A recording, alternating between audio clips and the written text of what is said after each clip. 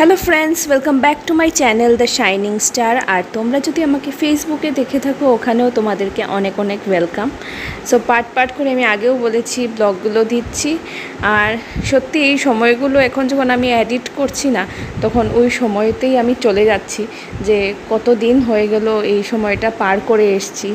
আর সত্যি একটা বিয়ের প্রিপারেশন মানে মারাত্মক প্রিপারেশন। এত মাস ধরে চলে, বা কারোর দেখবে 10 দিনেও বিয়ে ঠিক হয়, তো কারো 3-4 মাসেও বা 1 বছর আগেও বিয়ে ঠিক হয়। বাট প্রিপারেশন দেখবে কখনোই শেষ হয় না। তুমি যতই বলো যে তোমার কাছে টাইম আছে, আস্তে ধীরে করব, কিন্তু এক একটা জিনিস জোগাড় করে রাখা মানে মারাত্মক। আমরা তো মানে বিয়ের যখন জিনিস কেনাকাটা সব কিছু করছিলাম, তখন প্রথমেই আমাদের মানে আউটফিটগুলো আমরা কেনাকাটা করেছিলাম। কেননা আউটফিট যেটা চুজিং যেটা আছে, ওইটাই সবচেয়ে বড় সমস্যা। আর এটা যদি পারফেক্ট না হয়, ফটোসও ভালো আসবে না। তো সব কিছু এইভাবেই প্ল্যান হয়েছিল। আর সঙ্গে তো গয়না টয়না এসব আছেই। ইভেন মানে ব্রাইডের অ্যাটায়ার, গ্রুমের অ্যাটায়ার, সব কিছু, মা বাবার অ্যাটায়ার, সবাইকে গিফটিং দেওয়ার পারপাস, শাশুড়ি শ্বশুর সবাই অ্যাটায়ার, মানে সব কিছুই তো সেট করে কিনতে লাগে, রাইট? আর গিফটিং পারপাসটা খুবই কঠিন হয়ে যায়, কেননা তুমি যাকে দিচ্ছ ওর চয়েস ভালোটিকে তুমি যদি না জানো, তাহলে পারফেক্টলি তুমি দিতেও পারবে না। তো যাই হোক, সন্ধেবেলা আমি বলেছিলাম তোমাদের সঙ্গে খাওয়া দাওয়ার সব কিছু শেয়ার করেছি, নন ভেজ ভেজ সব কী ছিল কী না। তারপরে ওই হয়ে গেল বিয়ের টাইমে আমাকে লাগছিল আমাকে কেউ ধাক্কা দিয়ে ঘুরিয়ে বিয়ে করিয়ে দিয়েছে। মানে আমি ওই টাইমটায় মানে কীভাবে 2 সেকেন্ডে চলে গেছে আমি বুঝতেই পারিনি।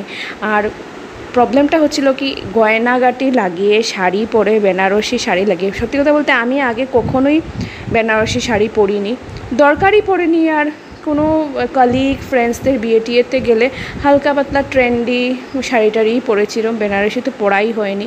আর এগুলো পরে আর উপরসে এরকম একটা গলায় মালাটা তো অরিজিনাল পুরা মানে ফুল দিয়েছিল, আর ভীষণ ভারী হয়ে গেছিলো। আমার লাগছিল আমার মাথাটা মানে আমাকে টেনে নামিয়ে নিচ্ছে।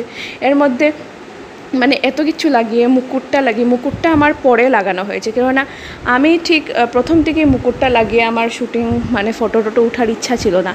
আর এর মধ্যে কী হয়েছিল, মুকুটটা যে আমরা কিনেছিলাম, যে প্রথমে আমি মানে অনেক জায়গায় খুঁজেছি একটু ডিজাইনার মুকুট মানে পাবো কি পাবো না, বাট আমি কোথাও মানে পাইনি। লাস্টলি এটা নিয়েছিলাম, আমার ঠিক পছন্দও হয়নি, আমার ঠিক মতো মানে এত কিছু লাগে বিয়েতে। দেখো, বিয়ে তো আর প্রথমবারই করছি, আগে তো করিনি, সো অনেক কিছু জানিই না কী লাগে। খালি মানে শাড়ি গয়না এইসব নিয়ে ব্যস্ত ছিলাম, মুকুট যে কিনবো এটা মাথায় ছিল না। লাস্টলি 2 দিন আগে আমরা মুকুট কিনেছি, মানে আমার মা আর আমার পিসি ওরা যখন এসে গেছে তারপরে গিয়ে আমরা মুকুটটা কিনেছিলাম। সো ওইরকমই চলছিল।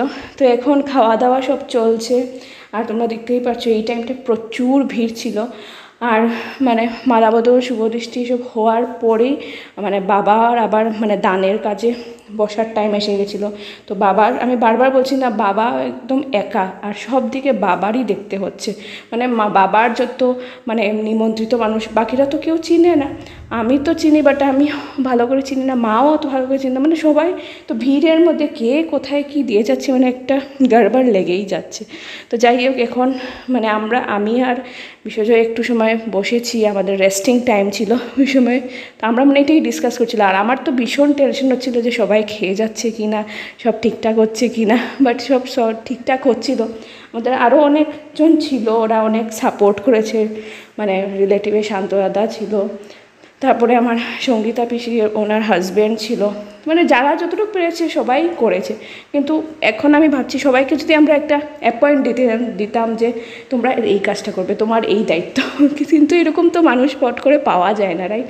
মানে একটা ভেবেছিলাম এখন যে একটা মানুষ যদি আমরা রেখে দিতাম, বাট এরকম হয়নি। ঠিক আছে, বাবারই সব দেখতে লাগছে। তো যাই হোক, এখানে সব কিছু মন্ত্রতন্ত্র পড়া চলছে। পরের পার্টে আমি তোমাদের সঙ্গে শেয়ার করব নেক্সট, মানে আমি আসবো যখন এন্ট্রি নেব এখানে, আমারও কিছু কাজ থাকে, এখানে হলো গিয়ে গোত্র ছেঁড়া কি একটা চলছে। তো এই ভিডিওটা তোমাদের সঙ্গে শেয়ার করবো। Bye bye.